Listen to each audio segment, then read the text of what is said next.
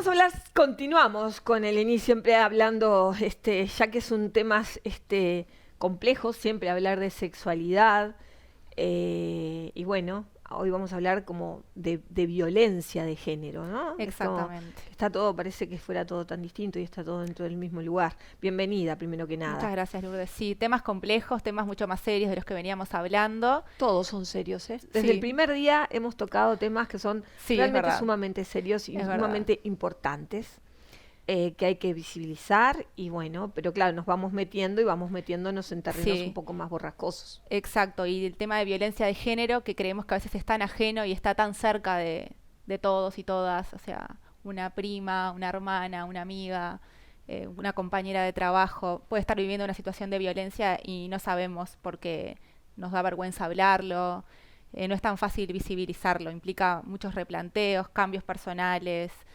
y estar en un lugar de víctima es muy complicado.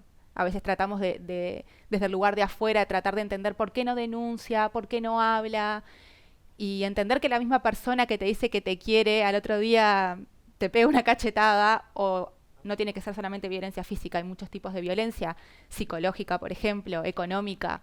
Es complicado estar en ese lugar como ambivalente, de ir de un lado al otro. Es complicado de entender. Pero para poder hablar un poquito de la violencia de género tenemos que de nuevo recurrir al concepto de género, que hablamos en el encuentro pasado, el género, que es una construcción cultural que nos dice el lugar que ocupamos mujeres y varones en esta sociedad, que implica roles, que implica comportamientos y que también es el parámetro para medir la forma en que nos tenemos que relacionar. Y estas formas de relacionarse han legitimado, la cultura ha legitimado que varones se relacionen con las mujeres de un lugar de poder y la mujer desde un lugar de subordinación, y ese poder, mal utilizado, ha llevado a control, ha llevado a que se materialice esto en violencia de género que ahora estamos hablando tanto y que está, como decía, presente en todos lados. Es rascar un poquito, conversar con alguien y conoce a alguien o le está pasando. Así que es la cultura la que ha legitimado que alguien abuse de su poder en detrimento de otra persona que está en una condición inferior. Bueno, esto no distingue, entender que no distingue de clases sociales, no distingue de edades, porque puedo estar en una situación de violencia en la adolescencia, cuando recién arranco a salir con un novio, novia, saliente, quien sea, el nombre que sea. Hay un montón de manipulaciones, de que si no estás conmigo, te voy a dejar, o no salgas con tus amigas. Sí, o estabas en línea y no me contestaste. Exacto. O tu última conexión tal cosa. Exacto. O esa ropa no te queda tan bien. Exacto. Bueno, todas esas... o cuánto gastaste. Exacto, sí. Todos esos mecanismos de control que además están naturalizados y validados por una idea de amor romántico, que es la causa de muchos males, porque creemos que el amor todo lo puede, que si me cela me ama, que yo no puedo vivir sin vos, porque necesitamos como ese mito de la media naranja. No, tenemos que ser naranjas enteras. Exacto. Nada de medio limón en todo caso, nada de naranjas, nada. Exacto, ideas de propiedad que han retroalimentado esta idea de dependencia mutua y que entramos en esa rosca y cuando algo no está bien somos como... No tenemos la capacidad, pero no porque seamos incapaces y no podamos, sino como que es algo emocional, es algo que está tan adentro nuestro que nos invalida muchas veces de podernos salir de ese ciclo. Entender que las parejas que sufren violencia de género tienen ciertas características. Por ejemplo, bueno, esto de que mantenerlo en el ámbito de lo privado, porque antes se hablaba mucho de que era un problema como familiar. Entonces, ¿esto qué hacía? Que la víctima no hablara y validaba más la posición autoritaria del agresor, porque acá hay dos figuras, está un agresor y una persona víctima. Entonces el silencio, el mantenerlo como un problema familiar, no lo visibilizaba y el poder pedir ayuda y salirse de eso era mucho más complicado. Lo que hablábamos hoy de la ambivalencia, te quiero y te lastimo, entonces vas de un lado al otro. Un dicho que dice, porque te quiero te aporreo, ¿sabes? No lo conocía. Bueno, te lo cuento. Porque te quiero te aporreo. O sea... Sí, justificando la violencia con el amor. El amor no tiene nada que ver con la violencia. Después un sentimiento de culpa de la víctima, porque algo habrás hecho para merecer esto. Empezar a cuestionarse qué hice yo para justificar episodios de violencia. Y es que, aunque yo haya hecho algo malo, nunca la violencia está justificada. Y la violencia siempre es responsabilidad de la persona violenta.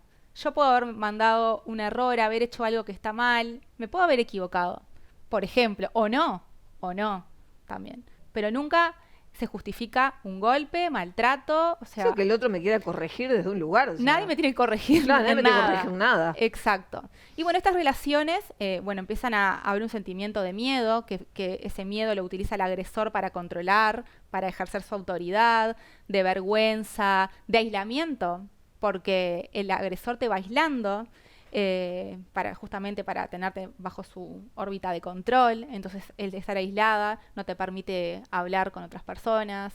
La importancia de animarnos a hablar, de que tenemos que hablar, porque la violencia de género, y dentro de la violencia de género porque la violencia de género puede estar clasificada en muchísimos tipos de violencia, y hay legislación sobre esto en la materia en nuestro país. La ley 19.580 describe los tipos de violencia, y la violencia doméstica, que es la que vamos a hablar ahora, o la que estamos profundizando ahora, es una, pero existe violencia psicológica, violencia mediática, violencia sexual, económica, manipulación, de te pago la cuota del colegio, no, tenés hijos, estás separada.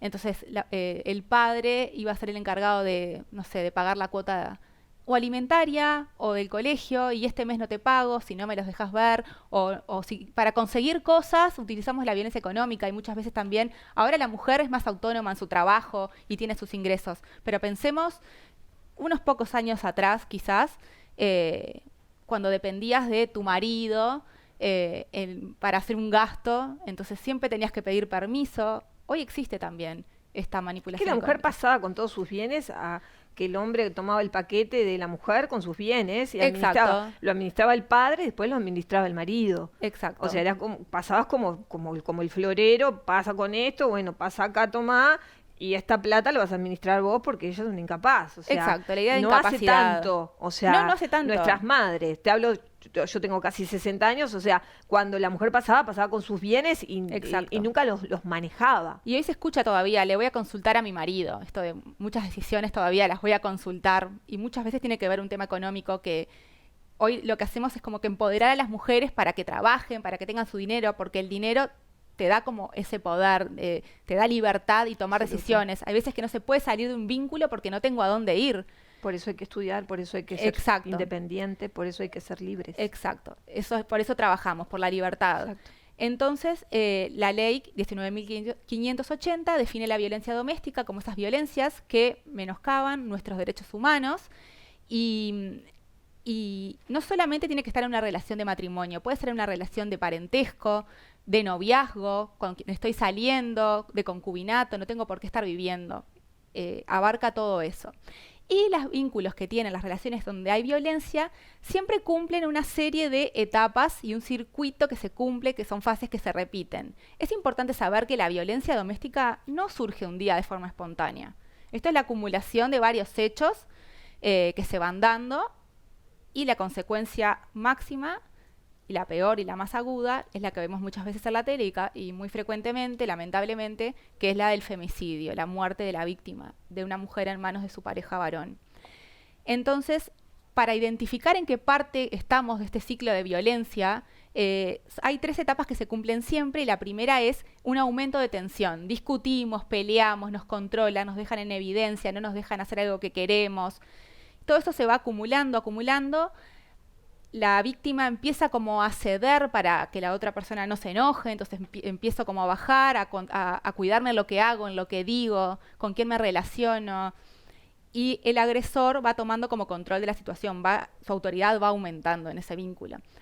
Después de toda esa tensión acumulada, de enojos, de malhumores, de ya no aguanto más, explota, se da el periodo de explosión, la fase de explosión, donde la violencia es la más aguda de todas, que dijimos de nuevo, la más extrema es la muerte, el femicidio, pero pueden haber muchas otras: golpes, que me dejen encerrada, manipulaciones muy fuertes, montones. No tiene que ser la muerte es la más grave, pero hay muchas antes, porque a veces nos quedamos con el golpe. Capaz que la muerte es la más visible, porque más es la que vemos visible en la prensa. Exacto. Pero antes de la muerte Hay hay casos. muchas cosas que son muy graves, son gravísimas y no tenemos por qué soportar. Y en este momento es donde la víctima muchas veces, por miedo, porque se gestó un ambiente de miedo, no enfrenta a su agresor, se queda con una posición más pasiva y a veces es cuando se produce la denuncia policial o el pedido de ayuda a instituciones. Luego de esta etapa de explosión más aguda, de gravísima violencia, se pasa a otra etapa que es la llamada luna de miel, donde se viene como en un periodo de calma, de una supuesta paz, en donde el agresor viene a pedir disculpas. Sí, me arrepentí. Me arrepentí, no sé cómo lo hice, no sé por qué lo hice, yo te amo, sin vos no soy nada, no me dejes porque me mato. Toda una manipulación en que la víctima queda enroscada, cree en esas promesas de cambio y muchas veces retira la denuncia. Entonces a veces cuando yo he escuchado, ay, pero va y denuncia y retira, como que habláramos de fichas que se cambian, y en realidad es esto de cómo está mezclado el amor, los conceptos de amor, la dependencia, cómo tendríamos que empezar a trabajar en todos esos conceptos para empezar a reencuadrar toda esta violencia, esta dinámica de poder. Entonces, bueno, viene esta luna de miel y ese periodo de supuesta calma hasta que de nuevo empiezo como a acumular de nuevo los controles, los malos tratos, los empujones, las discusiones, y otra vez explota todo y se empieza a repetir de nuevo todo ese círculo. Cada vez las explosiones van siendo peores y los periodos de luna de miel empiezan a ser más chicos y el problema cada vez se vuelve y se va tornando cada vez más grave. Lo importante para las mujeres que se encuentran en esta situación es que si se detectaron en esta situación, tienen que se animen a hablar, que hay legislación que se encarga de esto, hay leyes, lo que se están violando son nuestros derechos humanos, entonces las personas pueden ir presas. Y hay una línea que es el 0800 4141 o asterisco 4141 desde nuestro celular para poder hacer para poder pedir ayuda, asesoramiento. Claro, porque a veces hay como pasos antes de la denuncia. Sí. Porque yo creo que si vos pensás, una denuncia, ya tengo que ir de frente a la denuncia, Sí. me muero de miedo porque es otra cosa Exacto. más. Entonces es como, bueno, una amiga, a veces no es una amiga, porque a veces a uno le cuesta también mucho contarle a la amiga. Entonces, bueno, están esos teléfonos donde uno puede llamar y donde realmente hay gente que está muy preparada. Exacto. Y que sí te va a ayudar y te va a escuchar desde otro lugar. No, porque a veces no le cuento a mi amiga porque mi amiga me va a empezar a decir, pero tenés que dejarlo, que después yo todavía no estoy preparada, o no tengo trabajo, o tengo 3 chiquilines, o sea, todo lo que pasa cuando uno sufre violencia dentro de la familia. No es un tema tan fácil y bueno, y animarse a levantar el teléfono, ese número 0800 4141 es una línea gratuita, es una línea anónima, no queda registrada en la factura de teléfono que yo llamé y van a haber profesionales que me van a orientar y me van a decir cuál es la mejor estrategia para... ¿Ahí pueden comunicarse los niños también? Creo que no, que hay una línea que ahora no recuerdo el número, pero es específica para niños. Pero si la googleás, está el número, ahora no lo recuerdo. Te la pido para la próxima. Dale, sí, te la pido para la próxima porque los niños también sufren mucha violencia. Exacto, porque no es solamente a las mujeres, a los niños, adolescentes, toda la cascada. Y si estás en una situación de emergencia grave, el 911. Sí, el 911, sí. Perfecto. Gracias.